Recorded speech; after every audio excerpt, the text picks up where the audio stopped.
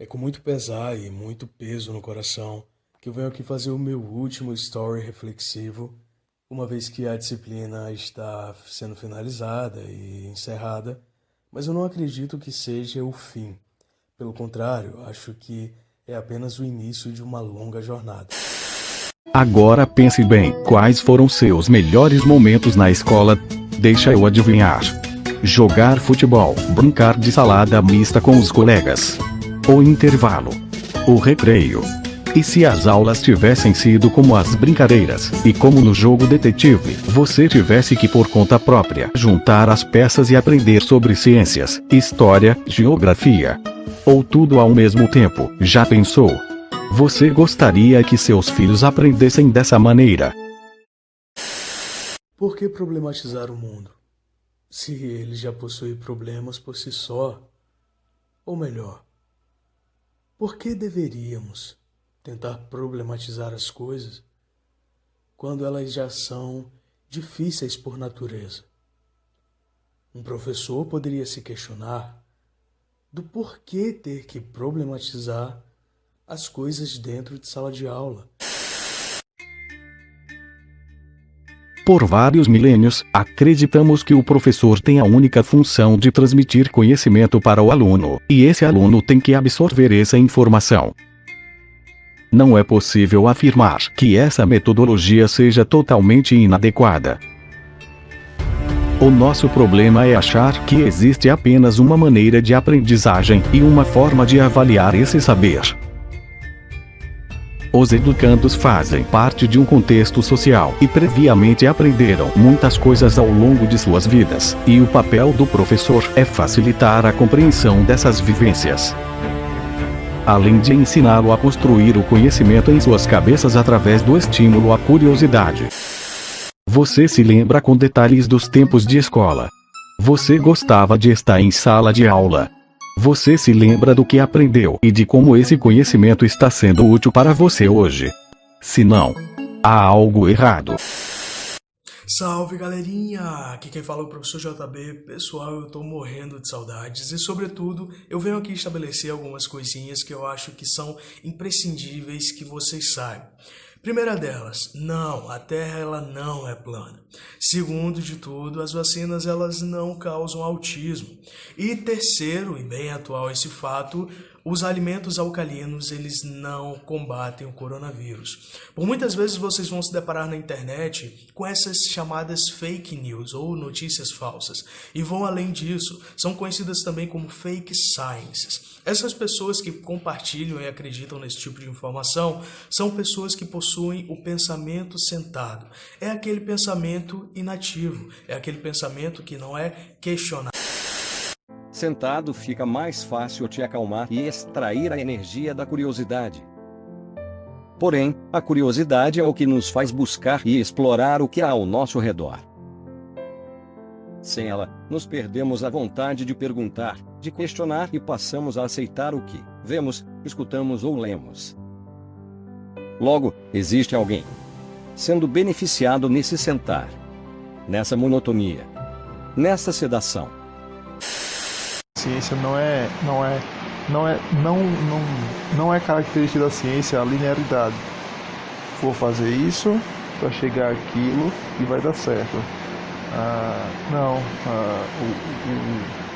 O desenvolver de uma nova teoria, de um novo ponto de vista, ele envolve muito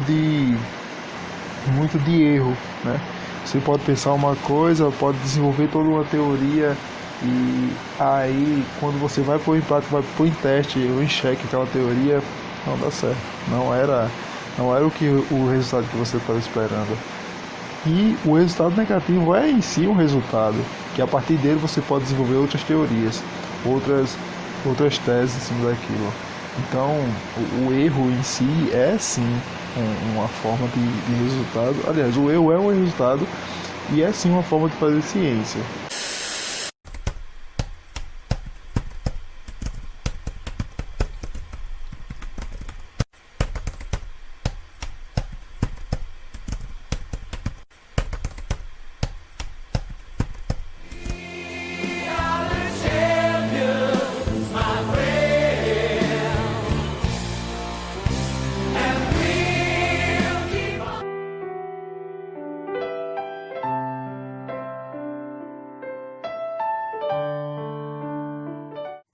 Se você acha que Darwin foi simplesmente iluminado por uma ideia e descobriu a evolução, a coisa não é bem assim.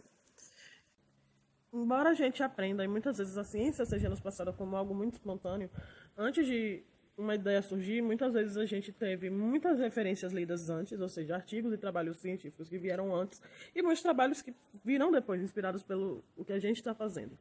Então, é importante a gente saber que a ciência ela é mutável e altamente colaborativa. É só você olhar o tanto de referência que tem um artigo. E aí, pensando nessa coisa de como a ciência é feita, eu também penso em como a gente ensina a ciência errado, né? Os livros têm um exemplo muito bom para demonstrar isso, que é o próprio exemplo da rinha entre o Darwin e o Lamarck, que nunca existiu. E os livros sempre botam aquela imagem da girafa, dizendo que a ideia do Darwin se opõe à ideia do Lamarck, quando, na verdade, a ideia do Lamarck e de muitos outros pesquisadores serviram de embasamento para o Darwin.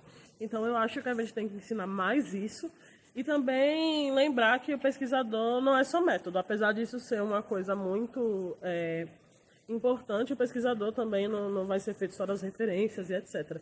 Ele também precisa daquele momento de loucura para que as boas ideias surjam.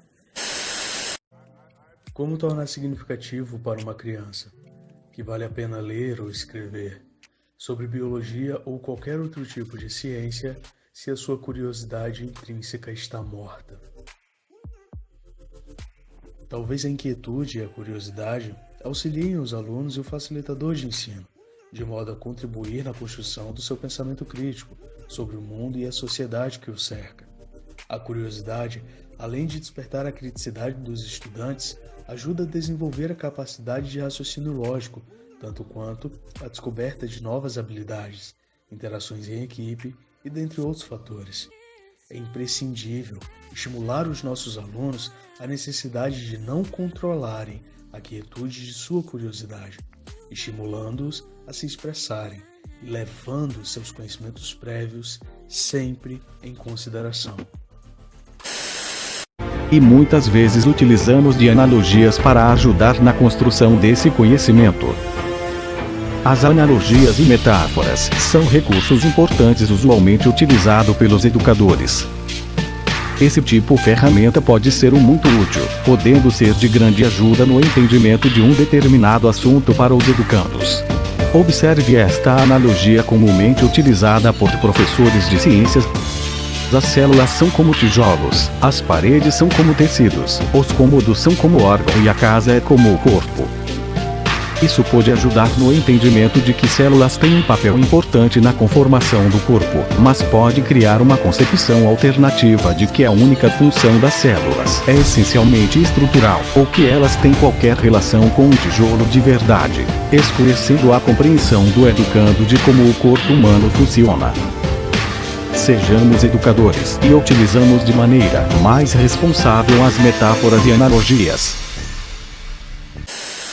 Vamos tentar combater um pouco isso, vamos correr atrás das informações corretas, vamos nos questionar, vamos argumentar, vamos fazer com que esse mundo se torne um lugar de esperanças. Lembrem-se sempre que espalhar fake news e espalhar fake science, ter o pensamento sentado, não se perguntar, não se questionar, não nos motivarmos frente à ciência e frente aos saberes científicos é muito perigoso. A única alternativa que nos resta? Não sei. Talvez seja algo a se pensar. Talvez nós deveríamos começar a problematizar aquilo que deveria ser problematizado e sancionar os problemas que não deveriam existir. Talvez o inverso esteja acontecendo. O interessante aqui não é trazer um problema pronto para o aluno. Não é trazer mais um problema para que ele simplesmente resolva a partir de métodos já definidos, nada do tipo. O interessante seria fazer com que o aluno criasse os seus próprios problemas e o desvendasse à medida em que você, como professor, estaria o guiando. É interessante que o aluno ele supere os obstáculos que ele mesmo estabeleceu perante a sua trajetória. É importante que o aluno problematize tudo que está ao seu redor, pois pode ser um problema ou melhor, pode ser a solução. Pode ser a solução para trazer esperança a esse mundo. É muito importante que o aluno ele estabeleça que o saber científico é uma construção e não uma linearidade. E como diabos ele saberia fazer isso se não pela problematização, se não investigando a ciência? Dessa forma, nós conseguiremos fazer com que o mundo se torne um lugar de esperanças através do ensino. É importante que o aluno problematize tudo que está ao seu redor, pois pode ser um problema, ou melhor, pode ser a solução. Pode ser a solução para trazer esperança a esse mundo. É muito importante que o aluno ele estabeleça que o saber científico é uma construção e não uma linearidade. E como diabos ele saberia fazer isso se não pela problematização, se não investigando a ciência? Dessa forma, nós conseguiremos fazer com que o mundo se torne um lugar de esperanças através do ensino, através da educação.